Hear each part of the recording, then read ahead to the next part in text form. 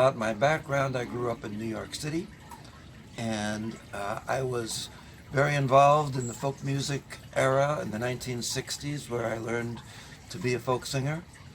And then I wound up coming to California, where I was in a rock and roll band in San Francisco in the late 1960s, and then moved to Los Angeles, pursuing my music business career. And I was always interested in how people connect and building bridges across differences.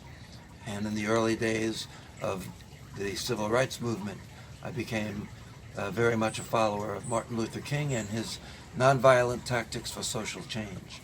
And I was there in 1963 at the Great March on Washington when he gave the I Have a Dream speech, and that impacted me very deeply.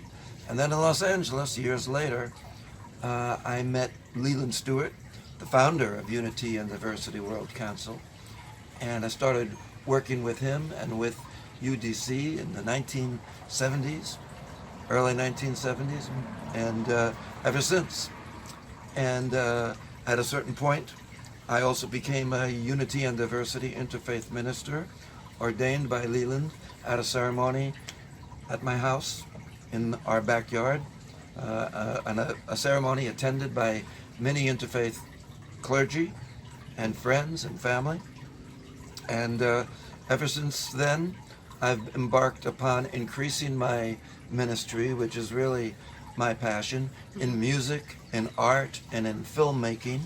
I'm currently involved in producing a film with my partner, Robert Corsini, filmmaking partner. And we're making a film in Israel and Palestine, telling stories of courageous peacemakers on the ground who are working to create peace where the politicians don't seem to be able to do it. And the women are taking the lead. So this is called Women Wage Peace.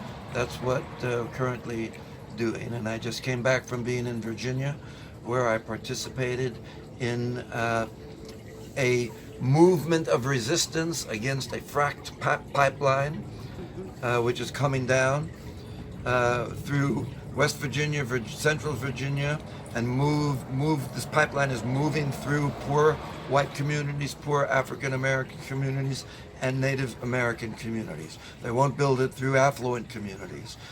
This is called environmental justice. So this is a case about fighting for environmental justice and fighting environmental injustice.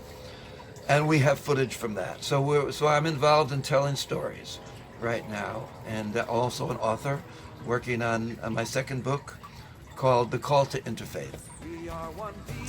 So that's pretty much my story. We are one. We are one.